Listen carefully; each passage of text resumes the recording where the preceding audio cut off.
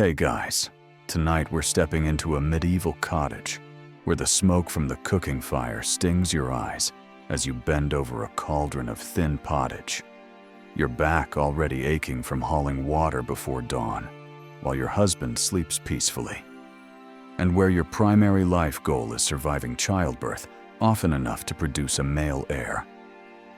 Though let's be honest, you probably won't survive this particular historical nightmare, considering you're essentially property with a uterus in a world designed by men who think women are basically defective humans with inconvenient opinions.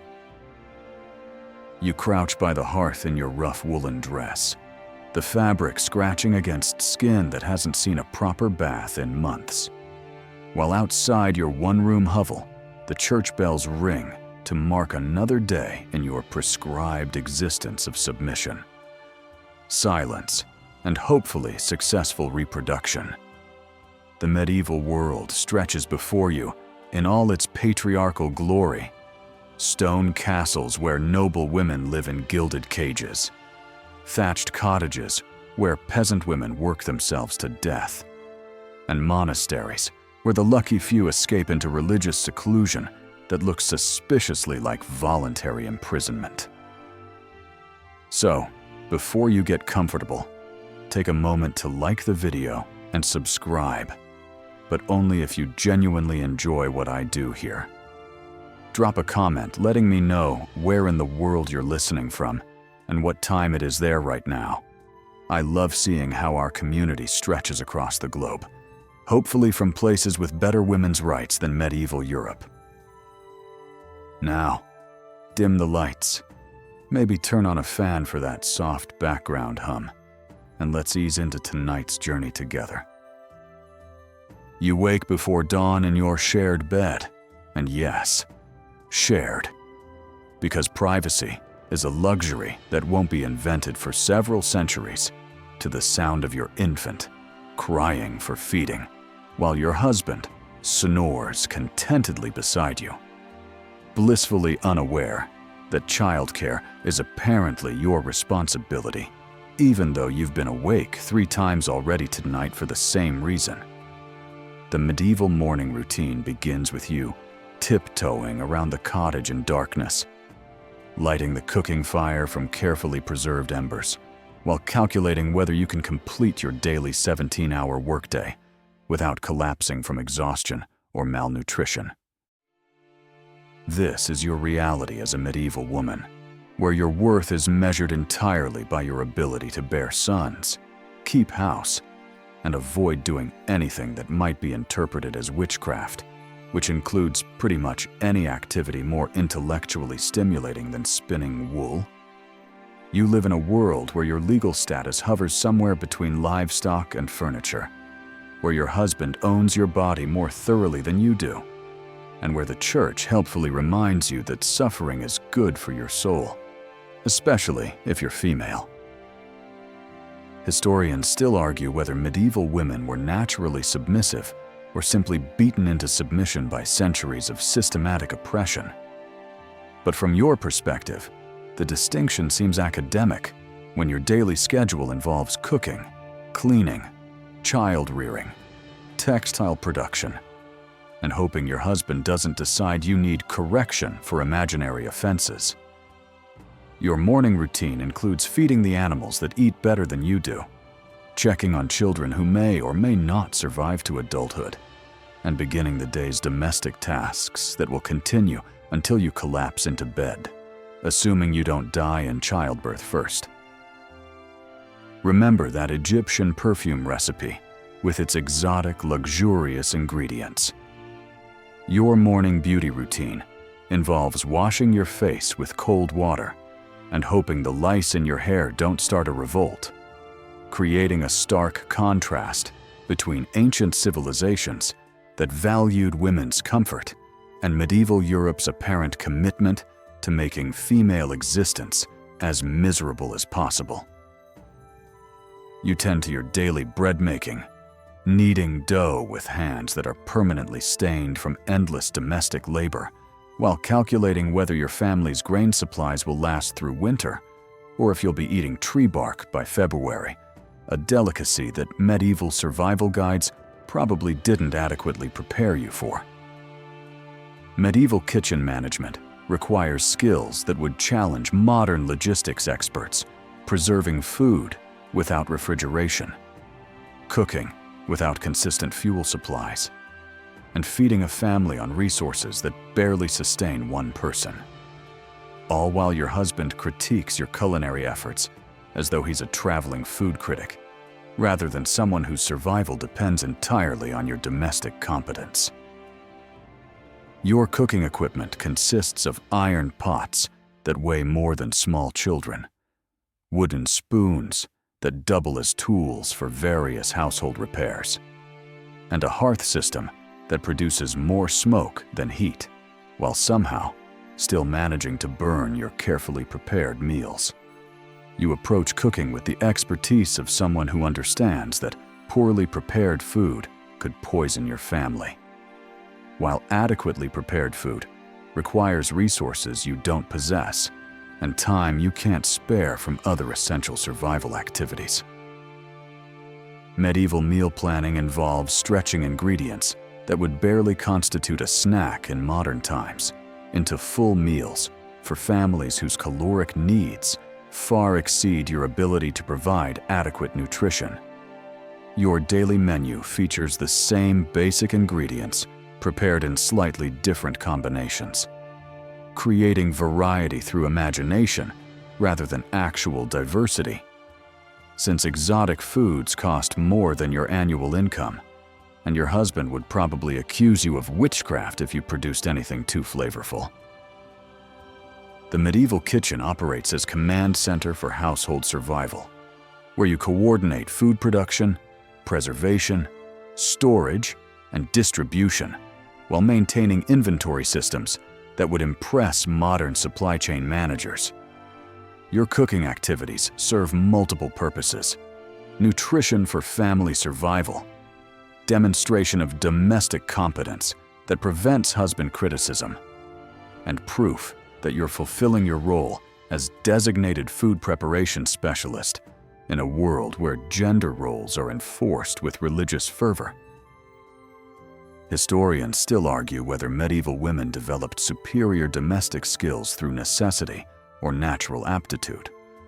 But you know that cooking success means the difference between family survival and accusations of incompetence that could result in physical punishment or social ostracism. Your kitchen wisdom comes from generations of women who pass down techniques for transforming minimal ingredients into edible meals while working with equipment that predates most technological advances by several centuries. The afternoon bread baking session involves juggling multiple tasks, simultaneously tending fire, monitoring dough, preventing children from injuring themselves, and preparing other meal components while maintaining the cheerful demeanor expected of women who apparently possess unlimited energy and patience. Remember that spice merchant with his international trade connections. Your seasoning collection consists of whatever herbs grow locally and whatever salt you can afford.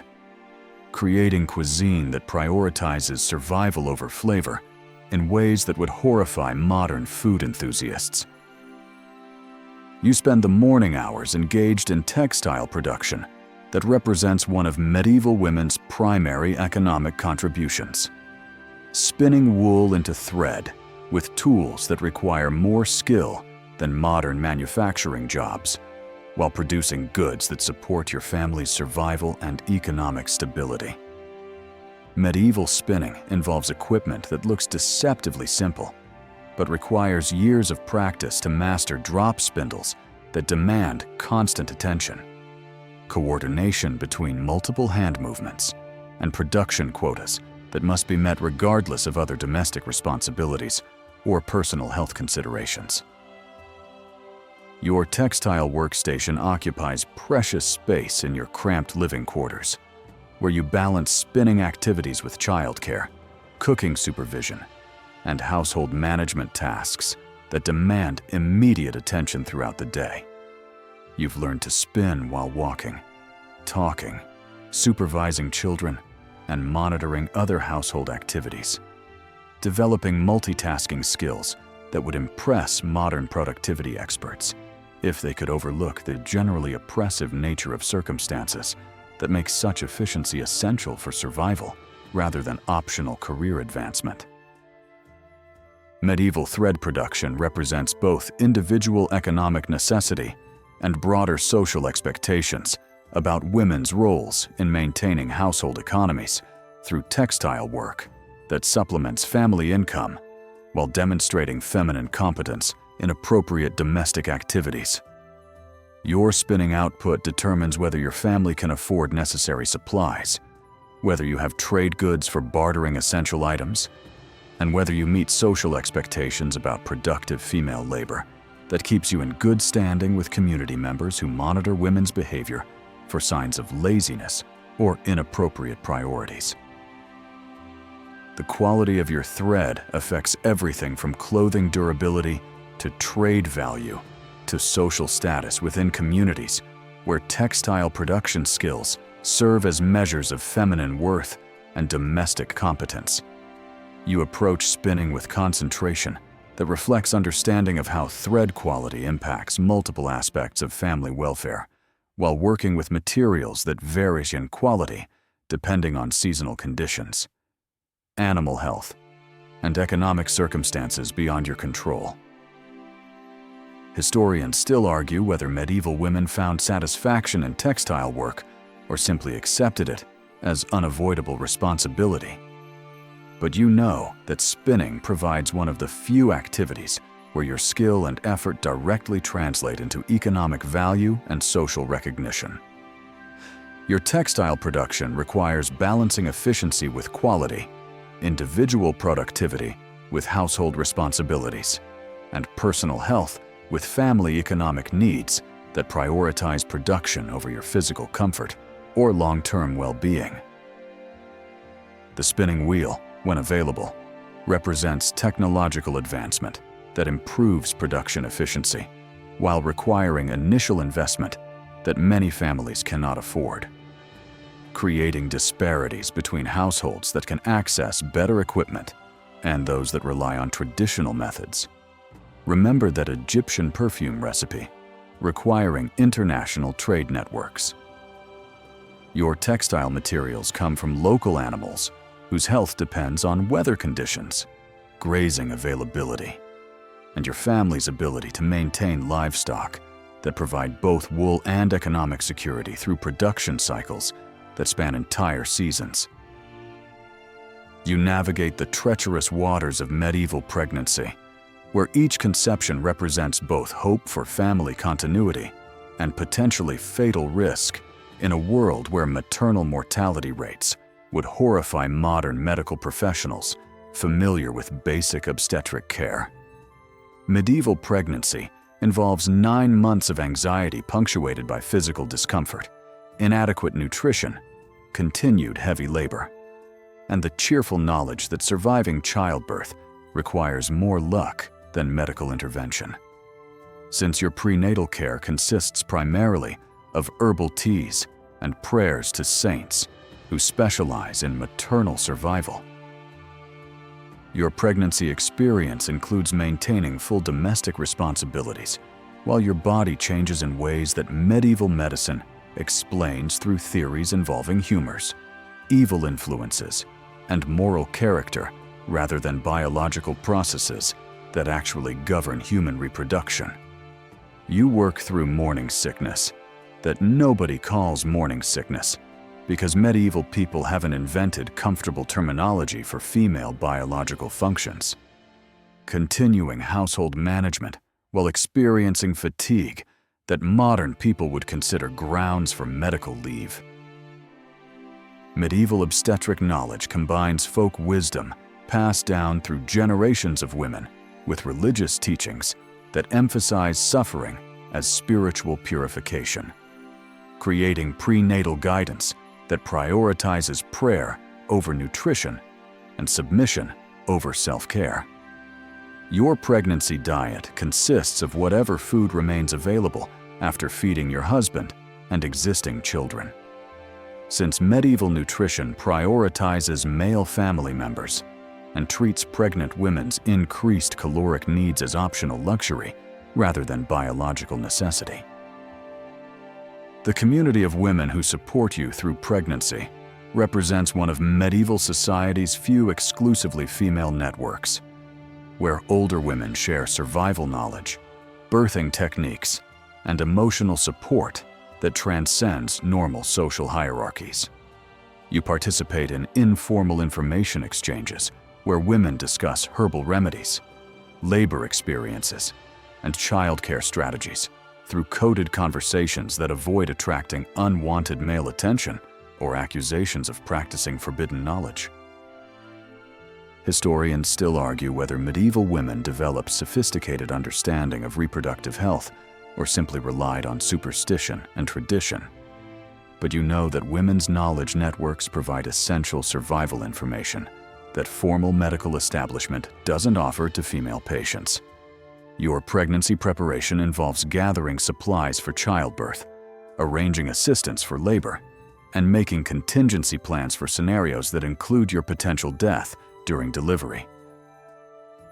Medieval pregnancy culminates in labor that takes place in your home, with assistance from female neighbors, and maybe a midwife if your family can afford such luxury. Creating birthing environments that prioritize privacy and female support over medical intervention that doesn't exist anyway. Remember that Egyptian perfume recipe with its aromatic luxury ingredients. Your labor preparation involves arranging clean cloths, boiling water, and hoping the midwife's herbal knowledge proves adequate for complications that could kill both mother and child without modern medical technology. You experience medieval childbirth in all its terrifying glory, where labor pain combines with realistic fears of death to create experiences that test human endurance, while providing stark reminders of female vulnerability. In societies that offer minimal medical support for reproductive emergencies, medieval delivery takes place in your bedroom or main living space, attended by women whose experience comes from surviving their own labors rather than formal medical training, creating birthing environments that rely on traditional knowledge and divine intervention rather than sterile equipment or pain management options. Your labor progresses with assistance from midwives who combine practical experience with herbal remedies, prayer, and encouragement that acknowledges the real possibility that neither you nor your baby will survive the next few hours. Medieval pain management for childbirth involves herbal tinctures that may or may not provide relief, breathing techniques passed down through generations of women, and mental preparation for suffering that religious teachings present as spiritually beneficial for female souls, requiring purification through physical ordeal. The birthing chamber fills with women who take turns supporting you through contractions, monitoring your condition, and preparing for multiple possible outcomes that range from successful delivery to maternal death to infant mortality that claims babies before they draw first breath. You labor in positions determined by traditional practices rather than medical knowledge, surrounded by female community members who understand that childbirth represents both life-giving miracle and potentially fatal medical emergency that requires collective female wisdom for successful navigation. Medieval delivery culminates in moments when your baby's survival and your own survival depend on biological processes that medieval medicine cannot adequately explain or effectively assist when complications arise. You push through pain that would challenge modern women equipped with epidurals, surrounded by women whose encouraging voices mask their own anxiety about outcomes that remain beyond human control despite everyone's best efforts and accumulated traditional knowledge. Historians still argue whether medieval women approached childbirth with fatalistic acceptance or active preparation strategies. But you know that labor represents the ultimate test of female endurance in circumstances where courage and community support matter more than medical intervention that simply doesn't exist. Your delivery experience will determine whether you join the ranks of women who survive to raise children or become another maternal mortality statistic in communities where losing mothers during childbirth represents tragic but common occurrence. The successful birth brings relief mixed with exhaustion as you hold your newborn while calculating whether your body can survive another pregnancy in a world where contraception consists of herbal remedies of questionable effectiveness. Remember that Egyptian perfume recipe representing luxury and comfort. Your postpartum recovery involves rest periods that must be balanced against household responsibilities that don't pause for maternal recuperation, creating recovery experiences that prioritize family needs over your physical healing requirements. You enter the challenging world of medieval motherhood, where infant care combines with continuing domestic responsibilities to create parenting experiences that would overwhelm modern parents equipped with contemporary support systems and child-rearing resources. Medieval baby care involves keeping your newborn alive through the dangerous early months when infant mortality rates claim babies with frightening regularity. Using knowledge passed down through generations of mothers who learned childcare through trial and error rather than pediatric medicine that won't be invented for several centuries. Your postpartum period includes immediate return to household duties that cannot be delegated or postponed. Since medieval families operate on survival margins that don't accommodate extended maternal recovery time or reduced productivity from primary domestic worker, you nurse your baby while cooking, cleaning, and managing other children whose needs don't diminish because you've recently given birth. Creating multitasking demands that test physical and emotional endurance already stretched by labor and delivery experiences. Medieval infant care involves protecting your baby from diseases that kill children regularly, accidents that occur in homes designed for adult activities rather than child safety, and environmental conditions that threaten infant survival through inadequate heating, nutrition, and sanitation.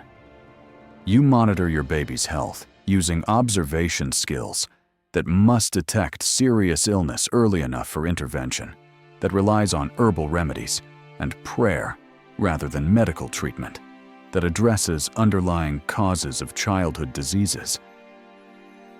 The nursing period creates nutritional demands on your body that must be met through diet that may not provide adequate calories for both maternal health and milk production sufficient for infant growth. You balance your own nutritional needs against family food resources that prioritize feeding working adults and older children whose survival contributes to household economic productivity, creating feeding hierarchies that treat maternal health as secondary consideration during breastfeeding periods. Historians still argue whether medieval mothers developed strong emotional bonds with infants despite high mortality rates or maintained psychological distance as protection against frequent losses. But you know that loving your baby while accepting realistic chances of infant death requires emotional strength that modern parents rarely need to develop. Your maternal experience involves celebrating small daily survivals while preparing psychologically for losses that could claim your child despite your best caregiving efforts. Medieval childcare extends beyond infancy into early childhood training that prepares children for adult roles they will assume at ages that modern societies consider inappropriate for serious responsibilities.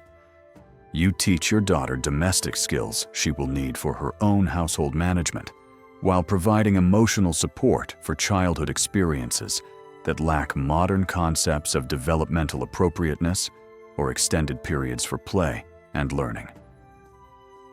Remember that Egyptian perfume recipe representing luxury and leisure. Your maternal experience involves finding moments of joy and connection with your children while managing household responsibilities that leave little time for activities focused solely on child enrichment or maternal self-care that contemporary parenting resources recommend for healthy family development. You navigate the complex social dynamics of medieval marriage, where your relationship with your husband operates according to legal and religious frameworks that define you as subordinate partner in domestic arrangements that prioritize male authority over mutual respect or emotional compatibility. Medieval marriage involves daily negotiations of power dynamics where your opinions, preferences, and needs remain secondary to your husband's decisions about household management, financial priorities, and family planning that affects your life more directly than his. Your marital relationship reflects broader social expectations about gender roles that require female submission, obedience, and cheerful acceptance of circumstances beyond your control. While your husband enjoys legal rights over your body, property, and daily activities that modern relationships would consider abusive or controlling, you manage household responsibilities that support your husband's work and social obligations while receiving minimal recognition for contributions that enable his productivity and community standing through domestic labor that remains invisible in historical records focused on male achievements. Medieval marriage customs include domestic discipline that authorizes your husband to physically correct your behavior when he perceives disobedience, disrespect, or failure to meet expectations about feminine conduct that vary according to his mood and personal standards, rather than consistent behavioral guidelines.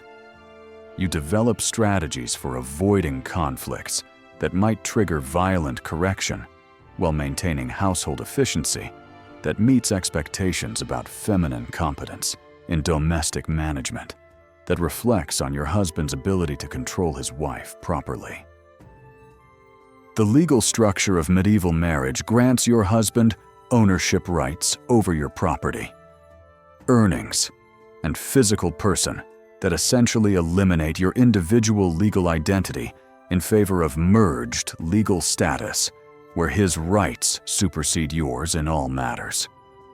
You experience marriage as institutional arrangement that serves economic and political functions for families, while providing minimal protection for your personal welfare or individual interests that conflict with broader family priorities determined by male relatives. Historians still argue whether medieval marriages developed emotional intimacy despite legal inequality, or remained primarily economic partnerships with limited personal connection. But you know that your marital experience depends largely on your husband's character and personal treatment, rather than social protections for wives who experience abuse or neglect.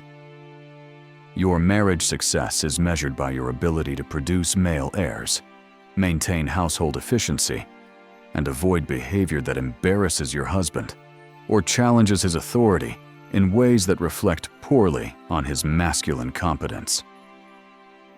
Medieval marital relationships include sexual obligations that require your availability for husband's desires, regardless of your own physical or emotional condition. Since marital rape represents legal impossibility in societies where wives' consent is considered permanently granted through marriage vows, you manage intimate relationships where your pleasure, comfort, and health remain secondary considerations compared to reproductive obligations and husband satisfaction that determine your value as wife and community member. Remember that Egyptian perfume recipe with its emphasis on beauty and sensual pleasure. Your marital intimacy involves fulfilling obligations that prioritize reproduction over mutual enjoyment, creating intimate experiences that serve family planning goals rather than personal fulfillment or emotional connection between equal partners. You confront the harsh realities of medieval domestic violence, where physical punishment represents accepted method for husband control over wives who step outside prescribed behavioral boundaries, creating home environments where fear of violence influences your daily decisions about self-expression, household management, and family interactions. Medieval domestic discipline operates according to religious teachings that authorize husbands to physically correct wives who display disobedience, while legal systems offer minimal protection for women experiencing abuse that exceeds community standards for appropriate marital correction. Your household exists under constant potential for violence that can be triggered by perceived failures in domestic duties, imagined challenges to husband authority, or simple bad moods that require outlet through physical expression directed toward family members unable to defend themselves effectively. You develop survival strategies that include anticipating your husband's emotional states, avoiding topics that might provoke angry responses, and maintaining domestic perfection that reduces opportunities for criticism that could escalate into physical punishment. Medieval attitudes toward domestic violence treat wife-beating as unfortunate but necessary aspect of marriage that serves broader social function of maintaining gender hierarchy and male authority within households that form foundation of social order. You experience abuse within communities that may sympathize with your suffering, while ultimately supporting your husband's right to discipline his wife according to his judgment about appropriate correction for feminine misbehavior. The isolation of medieval households creates environments where domestic violence occurs without external oversight or intervention that might protect victims or hold perpetrators accountable for excessive punishment that exceeds community tolerance levels. You endure abuse while knowing that seeking help could result in further punishment for embarrassing your husband through public revelation of private family matters that reflect poorly on his ability to manage his household properly. Historians still argue whether medieval domestic violence was more or less common than contemporary abuse, or simply more socially acceptable as normal aspect of marriage dynamics. But you know that living with threat or reality of physical punishment creates psychological stress that affects every aspect of daily life and personal well-being. Your survival depends on managing volatile relationships where violence represents always present possibility that requires constant vigilance and behavioral modification to minimize risks. Medieval domestic violence includes sexual coercion that represents husband's legal right rather than criminal behavior. Since wives' bodies belong to husbands who can demand intimate access regardless of circumstance or consent, that remains irrelevant in marital relationships. You experience sexual violence within marriage as legally sanctioned aspect of husband authority that cannot be challenged through legal or social mechanisms designed to protect individual rights that don't extend to married women. The economic dependence of medieval wives creates additional barriers to escaping abusive relationships, since women lack independent resources or social support systems that would enable survival outside marriage that provides essential economic security despite personal costs. Remember that Egyptian perfume recipe representing luxury and self-care. Your daily existence involves surviving rather than thriving, managing abuse rather than experiencing mutual respect in relationships that prioritize male authority over female welfare or dignity. you experience the suffocating restrictions of medieval women's legal status, where your rights, property, and personal autonomy remain subordinate to male relatives who control every aspect of your existence through legal frameworks that treat women as perpetual minors, requiring masculine supervision. Medieval law grants your father complete authority over your person and property until marriage transfers ownership to your husband, creating legal transitions where you move from one form of male control to another without ever achieving independent legal status or personal autonomy. Your legal identity disappears upon marriage through coverture laws that merge your legal existence with your husband's, eliminating your right to own property, enter contracts, or represent yourself in legal proceedings that affect your welfare and interests. You exist in legal limbo, where your husband controls your inherited property, manages your earnings, and makes decisions about your daily activities without requirement for your consent or input in matters that directly affect your life and well-being. Medieval legal systems offer minimal protection for women experiencing abuse, neglect, or abandonment by male relatives who fail to fulfill their supposed protective responsibilities while exercising complete control over female family members.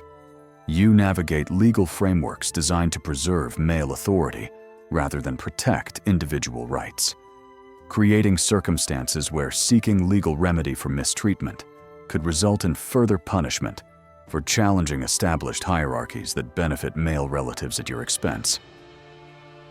The inheritance laws of medieval society prioritize male heirs while limiting women's property rights to minimal dower portions that provide basic survival resources without granting economic independence that might enable challenges to male authority. You inherit small fractions of family wealth, while brothers receive majority of property and resources, creating economic disparities that ensure continued female dependence on male relatives for basic survival needs throughout life. Historians still argue whether medieval legal restrictions reflected sincere beliefs about women's capabilities or served primarily to maintain male economic and political advantages.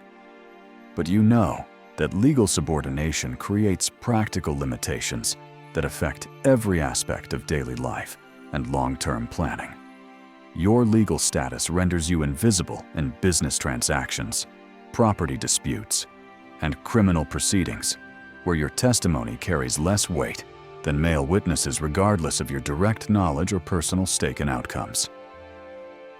Medieval legal proceedings exclude women from juries, restrict their testimony in many cases, and prioritize male perspectives in disputes involving female victims of crime or abuse.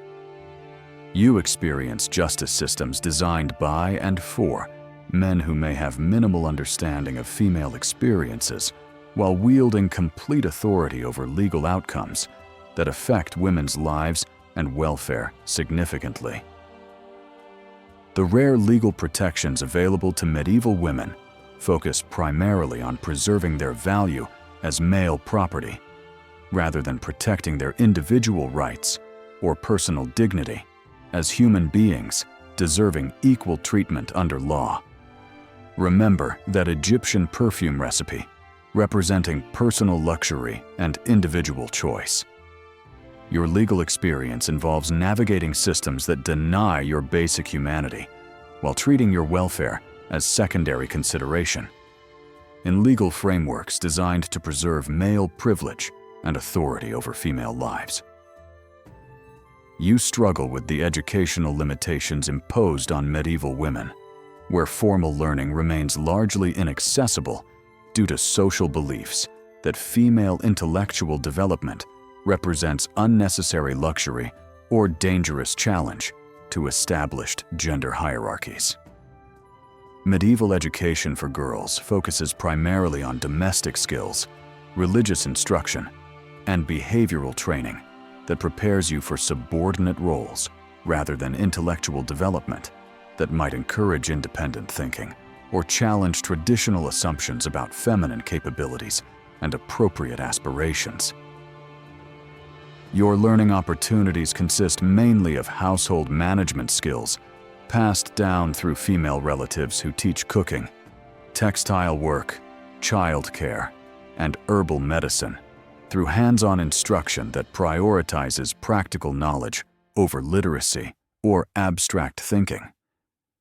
You receive religious education that emphasizes obedience, submission, and moral purity while discouraging questions about theological concepts or spiritual practices that might lead to independent religious interpretation, challenging established church authority.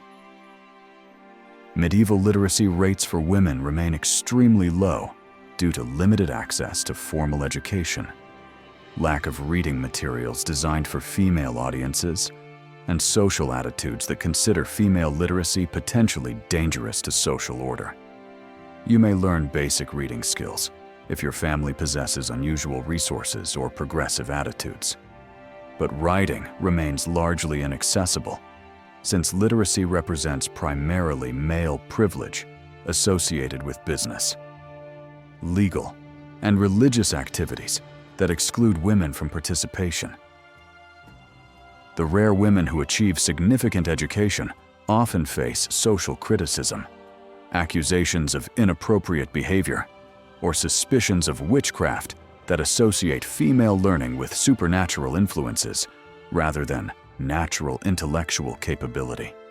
You witness how educated women must carefully navigate social expectations that demand intellectual humility while pursuing knowledge that challenges assumptions about feminine mental capacity and appropriate gender roles. Historians still argue whether medieval limitations on female education reflected genuine beliefs about women's intellectual inferiority or served primarily to maintain male educational and professional advantages. But you know that intellectual restrictions create practical barriers to economic independence, social influence, and personal development that might otherwise challenge established hierarchies. Your educational opportunities remain determined by family resources, social class, and individual male relatives' attitudes toward female learning, rather than your personal aptitude or intellectual interests. Medieval educational institutions like universities exclude women entirely, creating environments where advanced learning, professional training, and intellectual development remain exclusively male domains that prepare men for careers and social roles denied to women regardless of their capabilities. You observe how educational exclusion perpetuates economic dependence and social subordination by preventing women from developing skills and knowledge that might enable independent livelihoods or social influence. The intellectual isolation of medieval women creates environments where female knowledge traditions develop separately from formal educational systems, preserving practical wisdom about healthcare, childbirth, and household management through informal networks that operate outside official educational structures. Remember that Egyptian perfume recipe, requiring literacy and mathematical knowledge for proper preparation. Your intellectual development depends on informal learning opportunities and female knowledge networks rather than educational institutions that might develop your full intellectual potential and challenge social assumptions about feminine capabilities. You confront the terrifying reality of medieval healthcare for women, where medical knowledge combines superstition with limited understanding of female biology to create treatment approaches that often cause more harm than healing. Medieval medicine treats women's health issues through theoretical frameworks that blame female ailments on moral deficiencies, humoral imbalances, or supernatural influences, rather than biological causes that require appropriate medical intervention based on accurate understanding of human physiology. Your reproductive health receives medical attention that interprets menstruation as evidence of female pollution, pregnancy complications as divine punishment for feminine sins, and childbirth pain as appropriate suffering for Eve's original transgression.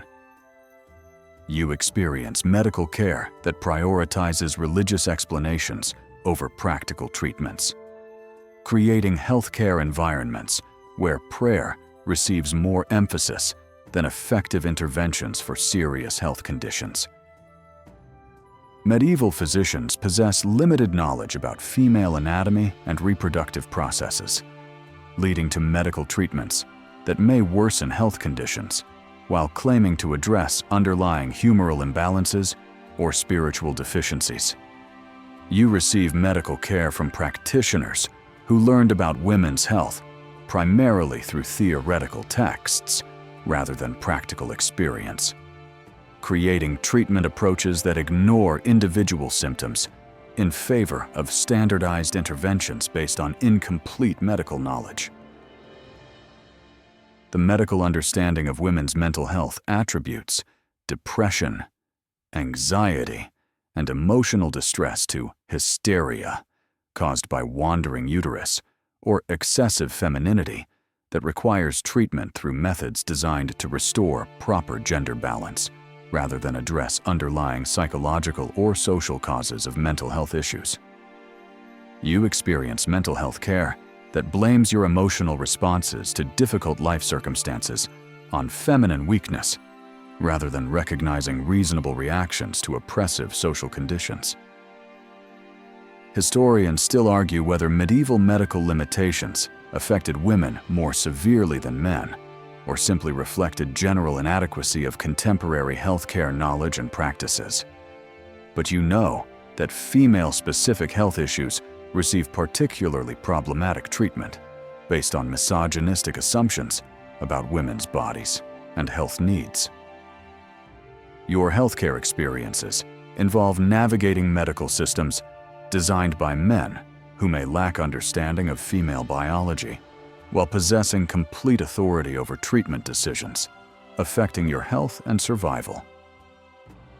Medieval medical practice for women often relies on folk remedies and herbal treatments provided by female healers who possess practical experience with women's health issues, but lack formal medical training or social recognition for their expertise. You depend on informal female healthcare networks that provide more effective treatment for reproductive health issues than formal medical establishment, while operating under constant suspicion of witchcraft or unauthorized medical practice.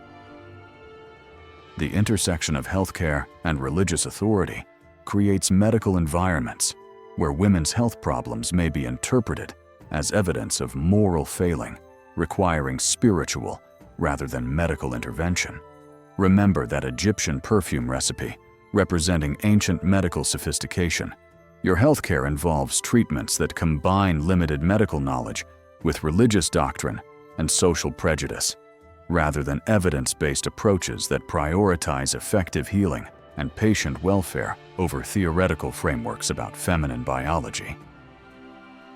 You navigate the dangerous territory of medieval accusations and suspicions that could transform ordinary female activities into evidence of witchcraft, heresy, or moral corruption requiring community intervention and punishment.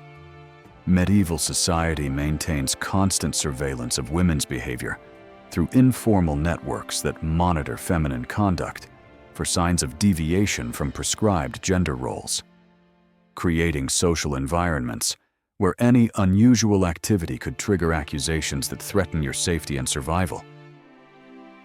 Your daily activities require careful consideration of how neighbors and community members might interpret your actions, words, and associations, since accusations of inappropriate behavior can spread rapidly through communities eager to identify scapegoats for collective problems or individual grievances. You develop behavioral strategies that demonstrate conformity to social expectations while avoiding activities that might be misinterpreted as evidence of supernatural involvement. moral corruption, or challenges to established social order. Medieval communities use accusations of witchcraft to control female behavior that threatens male authority, challenges social hierarchies, or simply annoys influential community members who possess power to mobilize collective action against vulnerable women. You witness how accusations can target women who possess unusual knowledge, display independent behavior, experience unexplained success, or simply irritate people with social influence sufficient to organize persecution campaigns.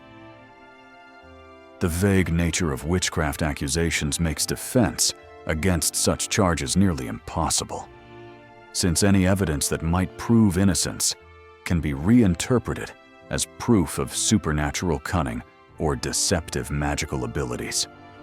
You understand that accusations create no-win situations where denial suggests guilt, confession confirms guilt, and any unusual circumstance surrounding your life provides additional evidence for supernatural involvement, requiring punishment.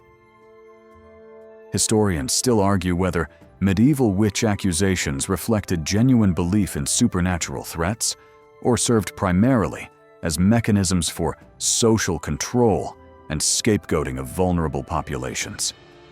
But you know that accusations represent real threats to your safety, regardless of their underlying motivations or factual basis. Your survival depends on maintaining social relationships that provide protection against accusations, while avoiding behaviors that might trigger suspicion from community members with influence over local opinion and legal proceedings.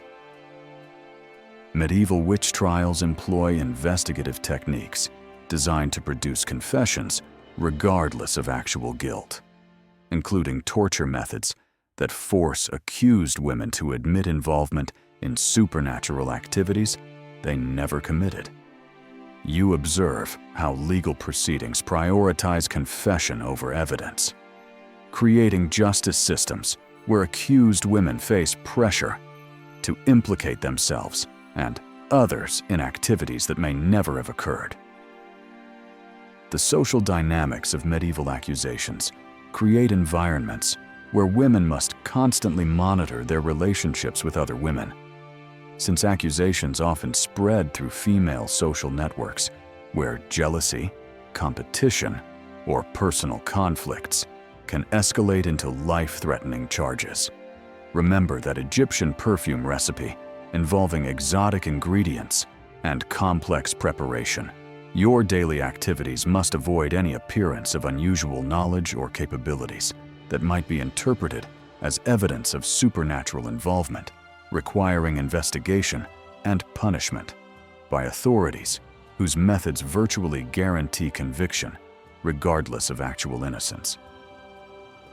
You experience the limited but significant opportunities for female agency within religious institutions that offer alternatives to marriage, while imposing their own forms of restriction and control over women's lives and activities. Medieval convents provide educational opportunities, administrative experience, and spiritual authority that remain largely unavailable to women in secular society, creating religious environments where some women achieve literacy, leadership roles, and intellectual development, despite broader social limitations on feminine capabilities and aspirations. Your religious vocation offers escape from domestic responsibilities, protection from sexual violence, and community support systems that prioritize spiritual development over reproductive obligations, while requiring vows that eliminate personal autonomy in different but equally restrictive ways. You experience monastic life as trade-off between secular vulnerabilities and religious constraints that may provide better survival odds while limiting personal freedom through institutional control over daily activities, social relationships, and individual decision-making. Medieval religious institutions for women operate under male ecclesiastical authority that maintains ultimate control over convent policies, resource allocation, and community governance, while allowing limited female autonomy within prescribed boundaries. You navigate religious hierarchies, where male supervision shapes institutional priorities and individual opportunities, while providing some protection from secular male authority that threatens women's safety and welfare in broader society. The intellectual opportunities available in religious communities include access to books, writing materials, and educated conversation that enable some women to develop scholarly interests and creative abilities, while serving institutional goals rather than personal ambitions. You participate in religious intellectual life that produces theological writing, artistic works, and administrative documents that demonstrate female capabilities, while operating within frameworks that subordinate individual expression to religious authority and community needs. Historians still argue whether medieval religious life offered genuine liberation for women, or simply provided alternative forms of patriarchal control disguised as spiritual opportunity. But you know that convent life presents both advantages and limitations compared to secular alternatives available to women in your social position. Your religious experience involves balancing spiritual calling with practical considerations about safety, education, and personal autonomy that remain limited regardless of institutional context.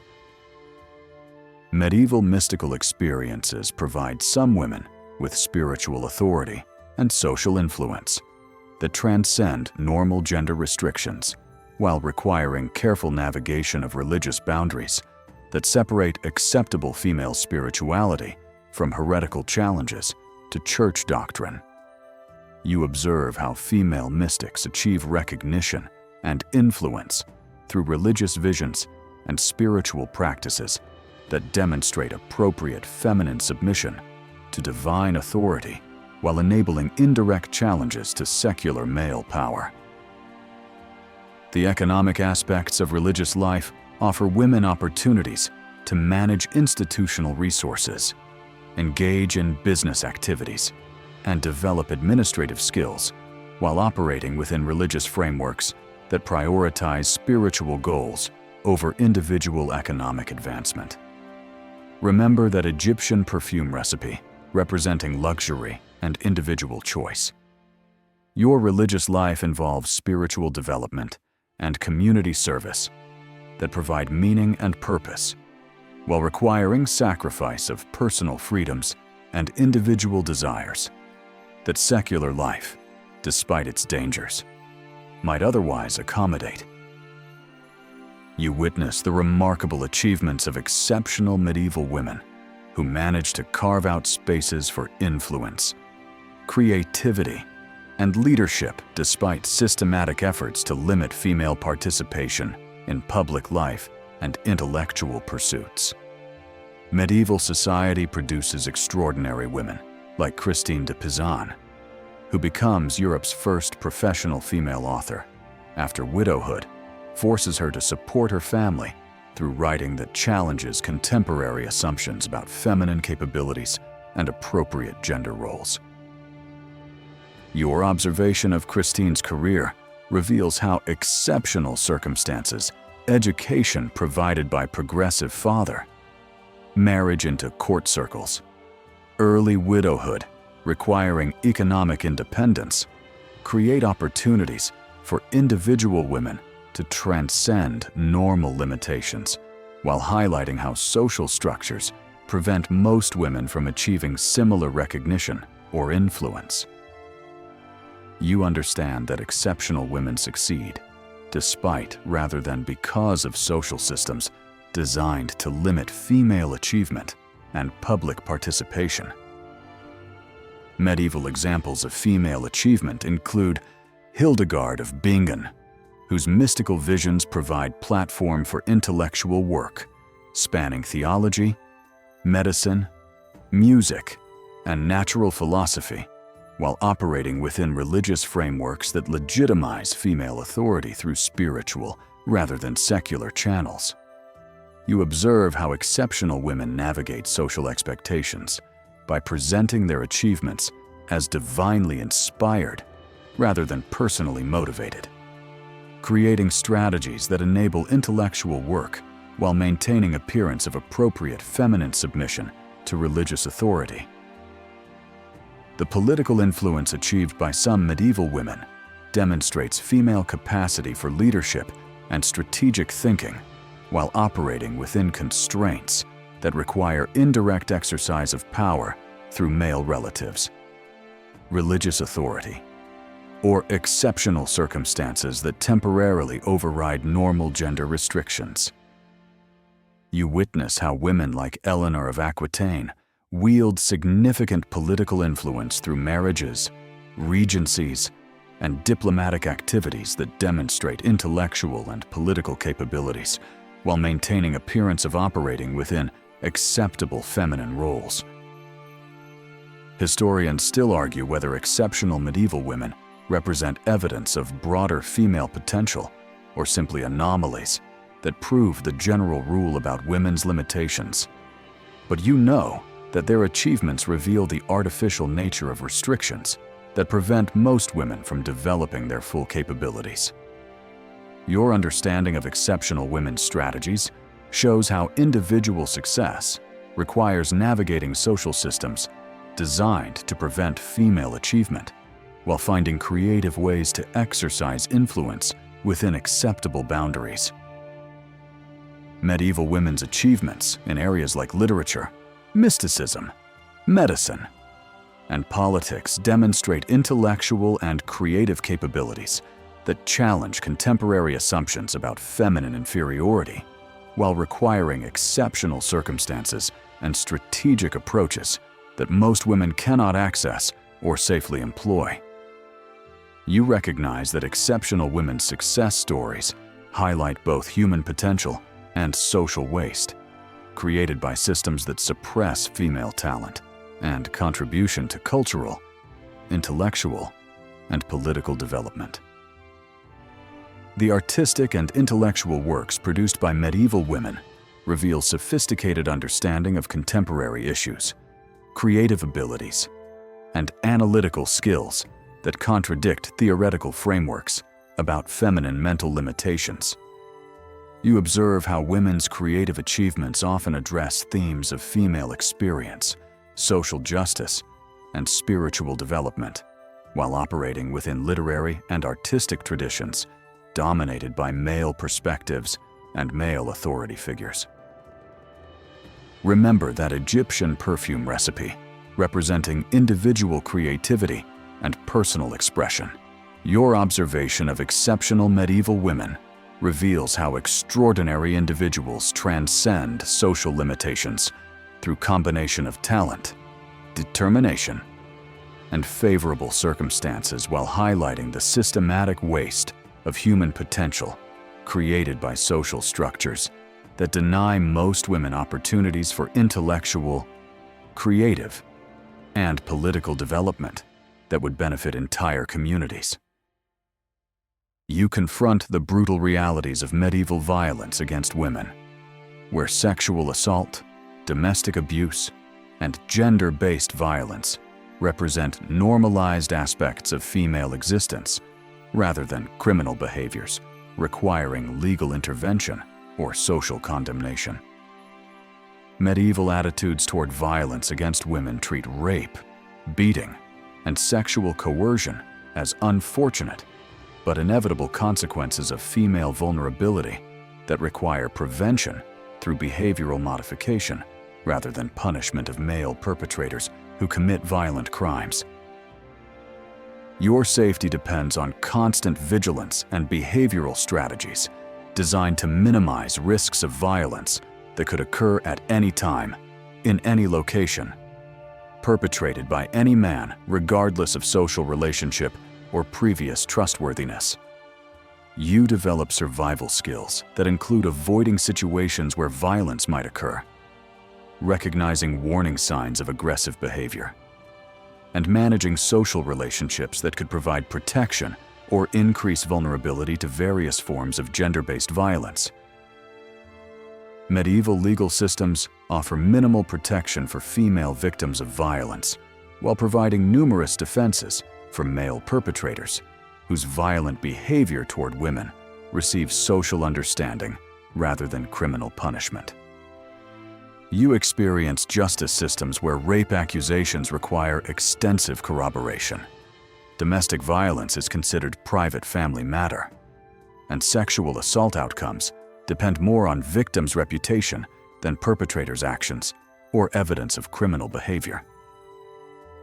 The social isolation of many medieval women creates environments where violence occurs without witnesses, intervention, or accountability that might deter future attacks or provide support for victims recovering from traumatic experiences.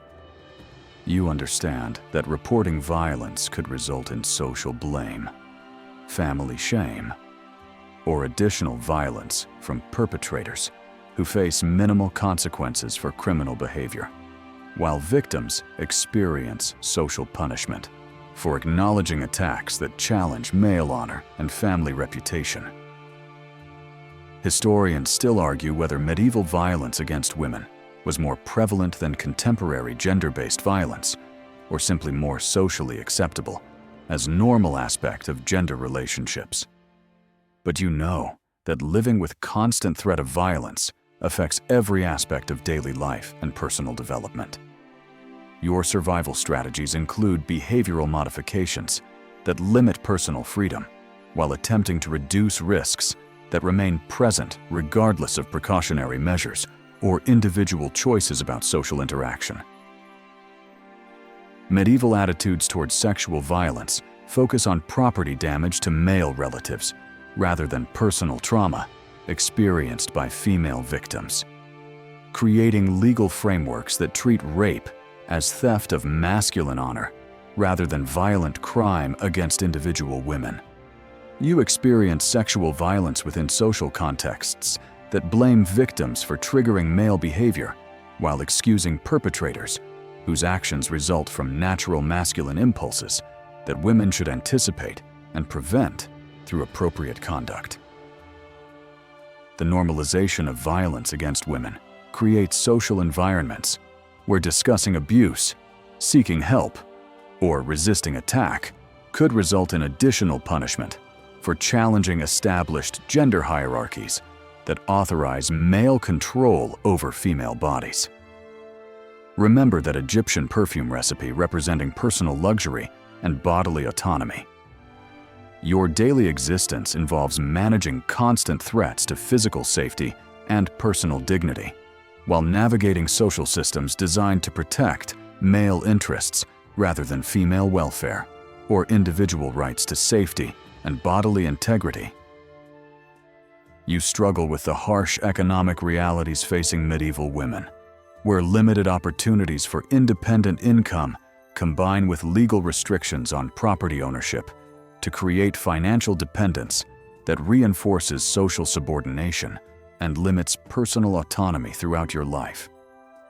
Medieval economic systems exclude women from most profitable trades, professional activities, and business opportunities, while channeling female labor into domestic work that receives minimal compensation despite essential contributions to household and community survival. Your economic opportunities consist primarily of textile production, food preparation, childcare, and domestic service that generate income insufficient for independent survival, while requiring skills and labor that enable male economic success in trades and businesses that women cannot independently pursue. You work in economic sectors that provide essential services for community functioning, while receiving compensation that reflects social devaluation of feminine labor rather than actual economic contribution of women's work to family and community prosperity. Medieval guild systems exclude women from most organized trades, while allowing limited participation in activities deemed appropriate for feminine capabilities, creating professional environments where women work as assistants or wives rather than independent practitioners with equal access to training, resources, and advancement opportunities. You navigate economic systems where female labor supports male professional success, while women receive minimal recognition or compensation for contributions that enable male economic achievement. The inheritance laws that govern medieval women's property rights provide minimal economic security while ensuring continued dependence on male relatives for basic survival needs throughout life cycles that include childhood, marriage, widowhood, and old age. You inherit small fractions of family wealth while contributing labor that generates value claimed by male relatives who control property, business decisions, and economic planning that affects your welfare without requiring your input or consent. Historians still argue whether medieval economic restrictions on women reflected practical limitations of contemporary economic systems or deliberate policies designed to maintain male economic advantages. But you know that financial dependence creates practical constraints on personal choice and social mobility, regardless of underlying motivations. Your economic experience involves contributing labor and skills that generate value while receiving minimal compensation or recognition for work that enables family economic success and community functioning. Medieval women's economic activities include informal market participation, small-scale trading, and service provision that operate outside official economic systems while providing essential goods and services for community survival. You participate in shadow economies where women exchange labor, goods, and services through networks that support female survival, while remaining largely invisible in official economic records that focus on male-dominated trades and property transactions. The few opportunities for female economic independence often involve activities that carry social stigma, legal risks, or personal dangers that make independent survival possible, but socially costly. Remember that Egyptian perfume recipe, requiring significant economic resources and business connections. Your economic reality involves working within systems designed to channel female labor toward male benefit, while providing minimal opportunities for financial independence that might challenge established social hierarchies dependent on female economic subordination. You experience the devastating effects of medieval famine and disease that disproportionately impact women whose nutritional needs receive lower priority during resource shortages that threaten community survival. Medieval food distribution systems prioritize male family members whose labor generates income while treating women's nutritional requirements as optional expenses that can be reduced during economic hardship without significantly affecting household productivity or survival capacity. Your health suffers from chronic malnutrition that results from eating only after male family members receive adequate nutrition, creating dietary patterns that compromise female health while ensuring male capacity for income-generating labor that supports family survival. You experience hunger as normal condition rather than emergency situation, since medieval households allocate food resources according to economic productivity rather than biological need or equal distribution among family members. Medieval disease outbreaks affect women disproportionately due to compromised immune systems resulting from malnutrition, frequent pregnancies, and excessive labor that weaken physical resistance to infectious diseases that sweep through communities with devastating regularity. You face health threats that include plague, typhus, dysentery, and respiratory infections, while possessing minimal access to medical care that might improve survival odds during epidemic periods that claim high percentages of local populations. The Black Death and other major epidemics create demographic catastrophes that temporarily improve economic opportunities for surviving women while highlighting the expendability of female lives in societies that measure human value primarily through economic productivity rather than individual worth. You witness how disease outbreaks reveal both female vulnerability and resilience as communities adapt to population losses that require social reorganization and economic adjustment.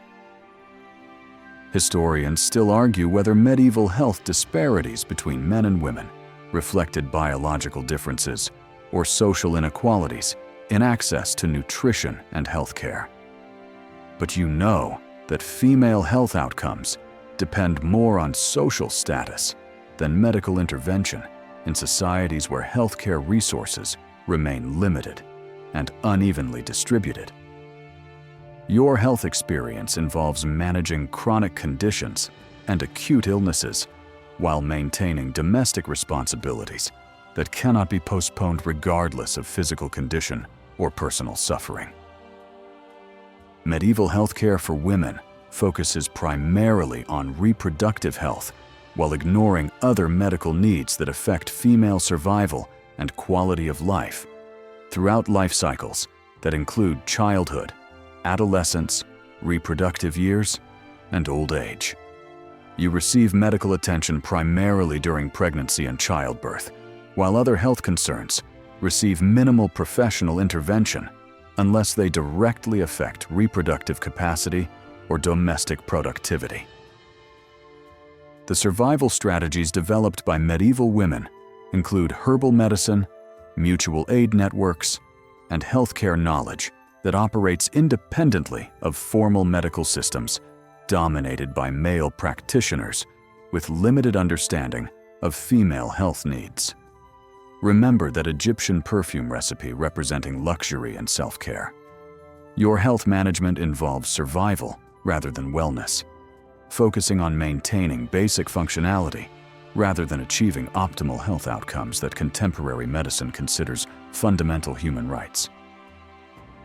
You navigate the complex spiritual landscape of medieval Christianity that simultaneously oppresses and occasionally elevates women through religious frameworks that emphasize feminine submission while creating limited opportunities for spiritual authority and social influence.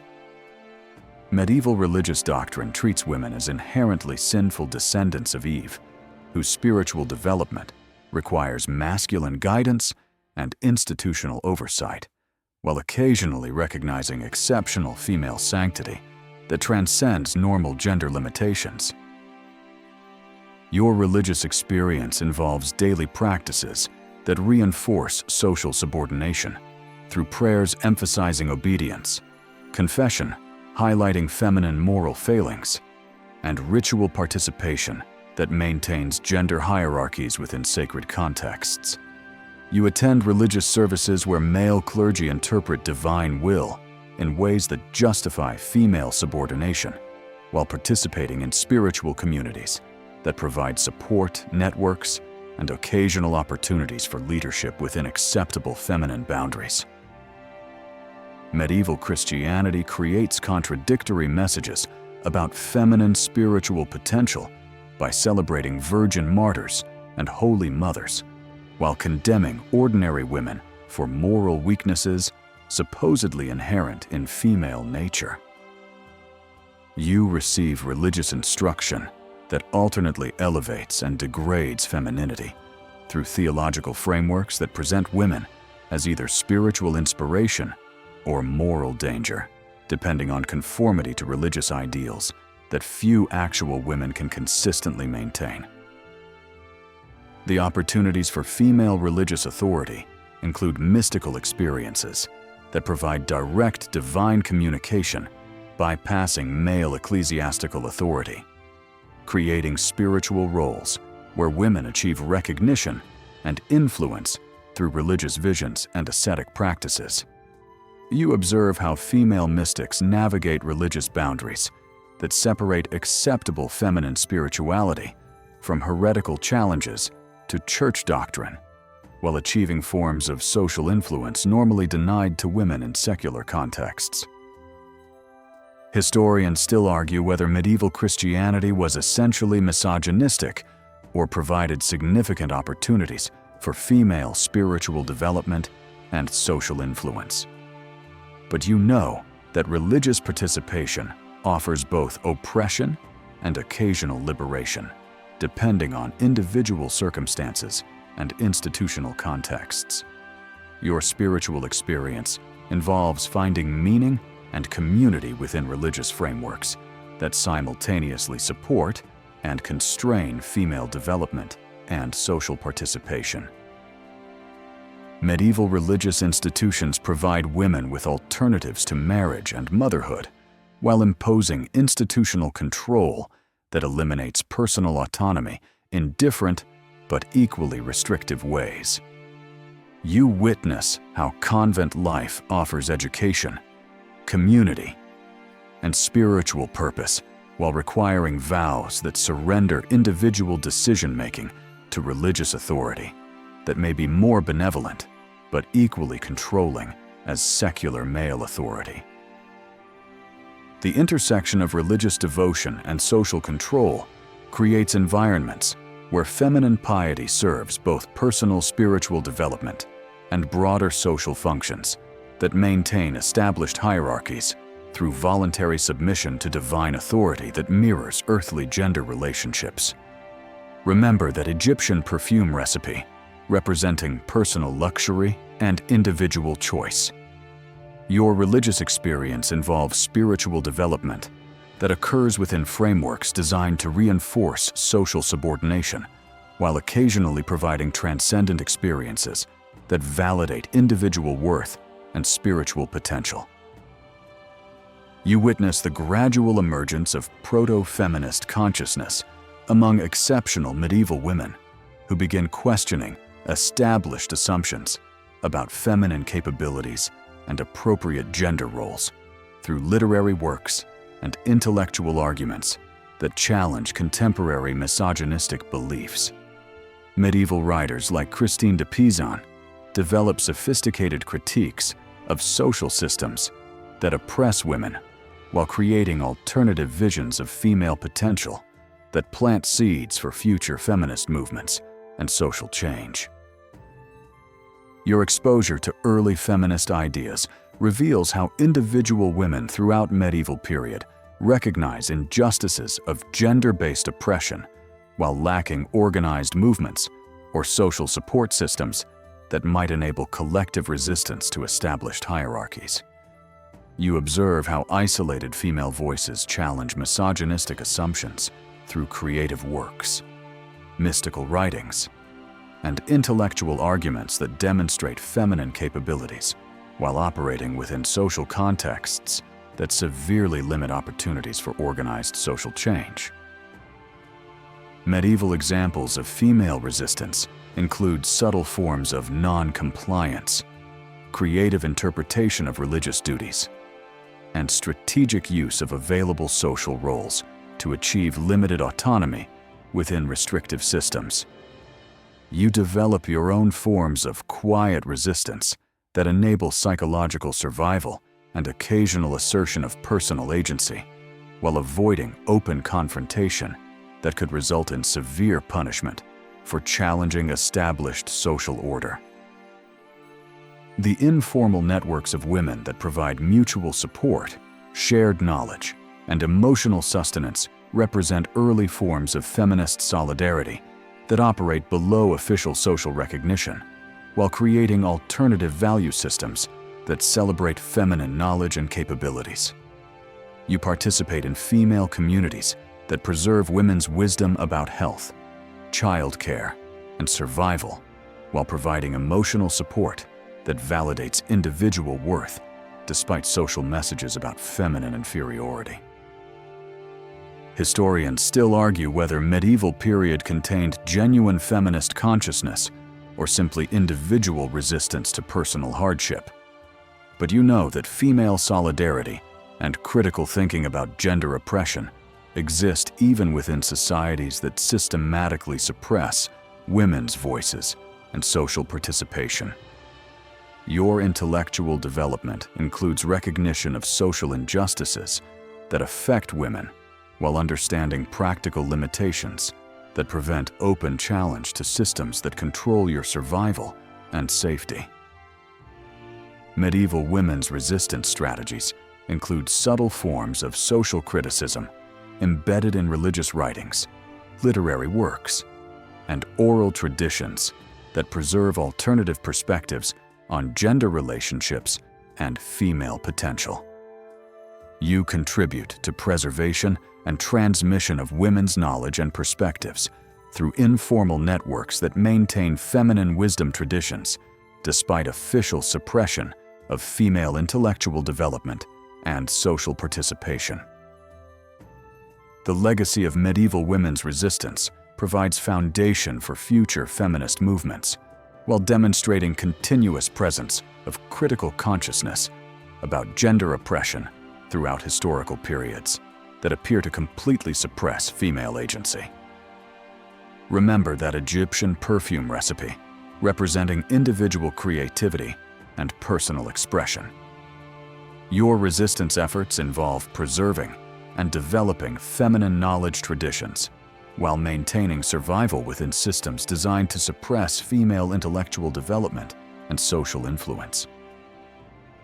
You reflect on the complex legacy of medieval women whose lives encompassed extraordinary hardship alongside remarkable resilience, creating historical examples that demonstrate both human capacity for endurance and social waste created by systematic oppression of female potential. Medieval women's experiences reveal how individuals adapt to extreme limitations while finding ways to maintain dignity, develop meaningful relationships, and occasionally achieve recognition despite societies designed to minimize female contribution and social value. Your understanding of medieval women's lives highlights continuities between historical oppression and contemporary gender issues, while demonstrating progress achieved through centuries of individual and collective resistance to social systems that limit human potential based on gender identity. You recognize how historical examples of female survival and achievement provide inspiration for contemporary efforts to achieve gender equality, while acknowledging ongoing challenges that echo medieval restrictions on female autonomy and social participation. Medieval women's survival strategies demonstrate sophisticated understanding of social dynamics, political relationships, and economic systems that enabled navigation of complex hierarchies while maintaining personal integrity and family welfare under extraordinarily difficult circumstances. You appreciate how historical women developed skills and knowledge that supported community survival while receiving minimal recognition for contributions that enabled social functioning and cultural preservation. The intellectual and creative achievements of exceptional medieval women reveal human potential that transcends artificial limitations imposed by social prejudice and institutional discrimination, providing evidence of capabilities that challenge assumptions about gender-based differences in intelligence, creativity, and leadership capacity. You understand how individual achievements represent broader human potential that remains suppressed by social systems designed to maintain gender hierarchies rather than optimize collective human development. Historians still argue whether medieval women were victims or agents in their historical circumstances. But you know that individual women were both constrained by social limitations and capable of remarkable adaptation and occasional transcendence of restrictions through intelligence, creativity, and determination. Your appreciation of medieval women's experiences includes recognition of both structural oppression and individual agency that enabled survival and occasional achievement, despite systematic efforts to limit female potential. Medieval women's legacy provides foundation for contemporary understanding of gender equality as fundamental human right rather than special privilege, demonstrating how systematic oppression wastes human potential while individual resistance preserves possibilities for social progress. You carry forward historical lessons about female resilience while working toward societies that enable all individuals to develop their full potential regardless of gender identity or social expectations. The stories of medieval women remind you that progress toward gender equality requires both individual courage and collective action to challenge social systems that perpetuate inequality while celebrating human achievements that transcend artificial limitations based on gender stereotypes. Remember that Egyptian perfume recipe representing luxury and individual choice.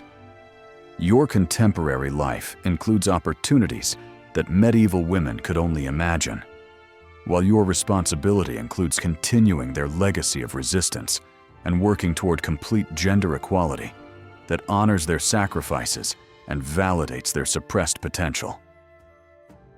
As the last light of our medieval journey fades into the gentle darkness of sleep, you can almost hear the whispered conversations of women gathering around hearth fires, sharing stories of endurance, hope, and quiet rebellion that sustained them through lives of unimaginable hardship. Their voices drift across the centuries. Christine, with her revolutionary writings, Julian in her anchored cell, countless unnamed mothers and daughters whose strength shaped the very foundations of our world, despite rarely receiving recognition for their contributions. You rest now in the knowledge that these women's spirits live on in every advancement toward equality, every challenge to injustice, every moment when a woman speaks her truth despite opposition. Their legacy flows through time like a river of resilience, carrying forward the accumulated wisdom of generations who refused to surrender their humanity even when society tried to convince them they possessed less value than the men who controlled their lives. The medieval world they inhabited seems impossibly distant with its brutal limitations and systematic oppression. Yet their essential humanity shines through the darkness of their circumstances with a light that still guides us today. In their quiet moments of tenderness with children, their networks of mutual support, their preservation of knowledge and culture through oral traditions, we see the indomitable spirit that no amount of social restriction could completely suppress. As you drift into peaceful sleep, let their courage inspire your dreams, and their resilience strengthen your own resolve to continue building the more just world they could only imagine. Their struggles carved pathways through seemingly impossible obstacles. Their sacrifices planted seeds that bloomed into rights and freedoms we now cherish. Their love sustained families and communities that carried civilization forward, despite the weight of oppression. Tonight, as you rest in safety and comfort they never knew, honor their memory by appreciating the profound gift of the choices available to you, the voice you can freely use, the life you can shape according to your own dreams and aspirations. Their legacy lives in every woman who refuses to accept limitation, every person who challenges injustice, every moment when we choose compassion over cruelty and hope over despair. Sleep peacefully, knowing that you carry forward their unfinished work, that their stories matter and deserve remembering, and that the arc of history they helped bend toward justice continues its slow but steady progress through your own actions and choices. The medieval women who came before us may have lived in darkness, but they lit candles of hope that still burn brightly in our time. End of script. Sweet dreams.